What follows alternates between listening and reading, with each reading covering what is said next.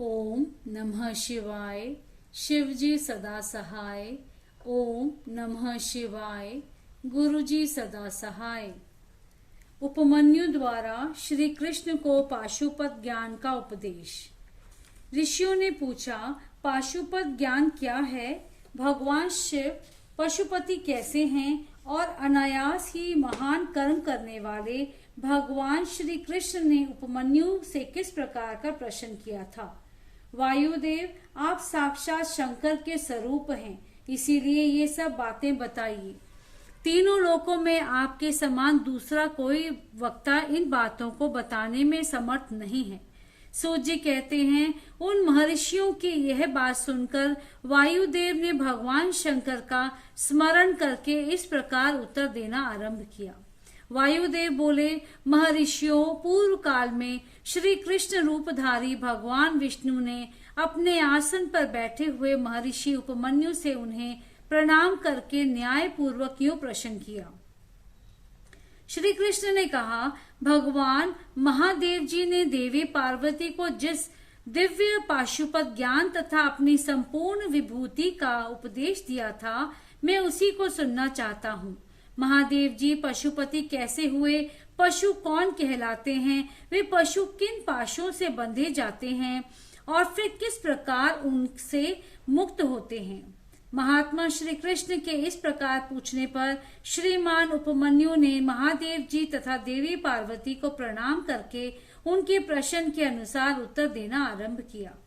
उपमन्यु बोले, देवकी नंदन, ब्रह्मा जी से लेकर स्थावर पर्यंत जो भी संसार के वंशवर्ती चराचर प्राणी हैं, वे सब के सब भगवान शिव के पशु कहलाते हैं और उनके पति होने के कारण देवेश्वर शिव को पशुपति कहा गया है।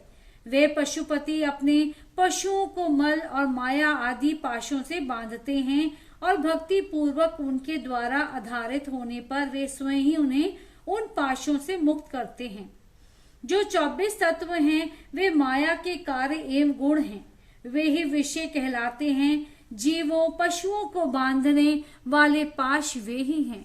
इन पाशों द्वारा ब्रह्मा से लेकर कीट पर्यंत समस्त पशुओं को बांधकर महेश्वर पशुपति देव उनसे अपना कार्य कराते हैं।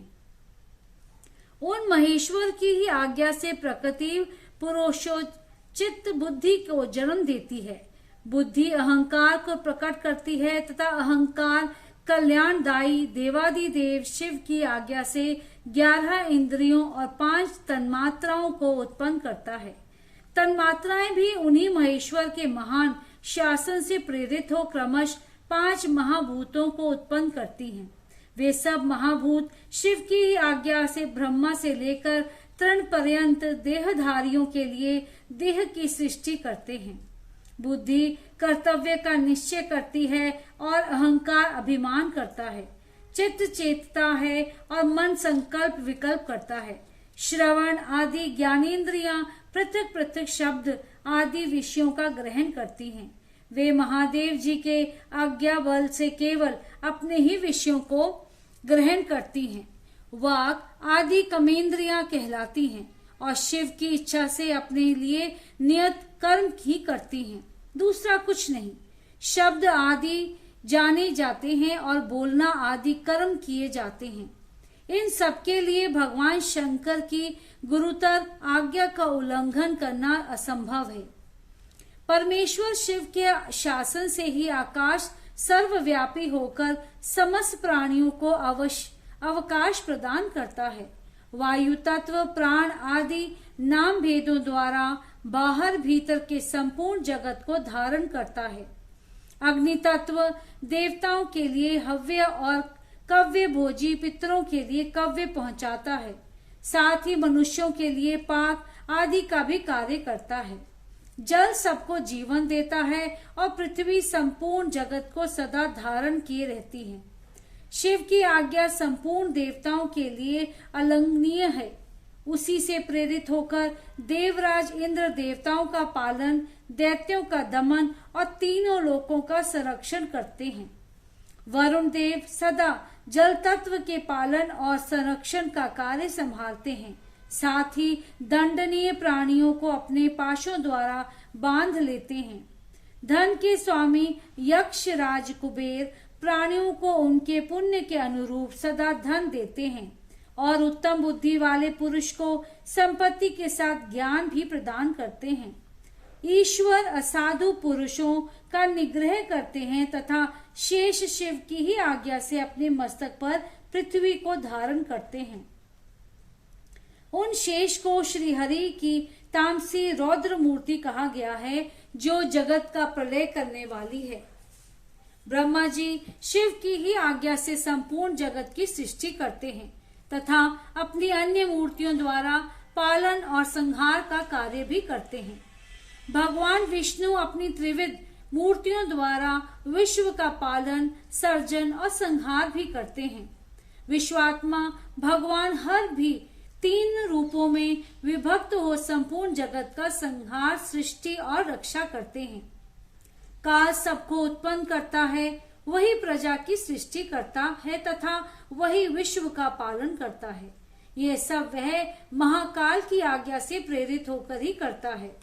भगवान सूर्य उन्हीं की आज्ञा से अपने 3 अंशों द्वारा जगत का पालन करते, अपनी किरणों द्वारा वृष्टि के लिए आदेश देते और स्वयं ही आकाश में मेघ बनकर बरसते हैं। चंद्रभूषण शिव का शासन मानकर ही चंद्रमा औषधियों का पोषण और प्राणियों को आहादित करते हैं। साथ ही देवताओं को अपनी अमृतमयी कलाओं का पान करने देते हैं। आदित्य, वसु, रुद्र, अश्विनी कुमार, मुरुद गण, आकाशचारी, ऋषि, सिद्ध, नागगण, मनुष्य, मृग, पशु, पक्षी, कीट आदि स्थावर प्राणी, नदियां, समुद्र, पर्वत, वन, सरोवर, अंगों सहित वेद, शास्त्र, मंत्र, वैदिक स्तोत्र और यज्ञ आदि कलाग्नि से लेकर शिव पर्यंत भुवन, उनके अधिपति असंख्य ब्रह्मांड, उनके आवरण, वर्तमान, भूत और भविष्य, दिशा विदिशाएं,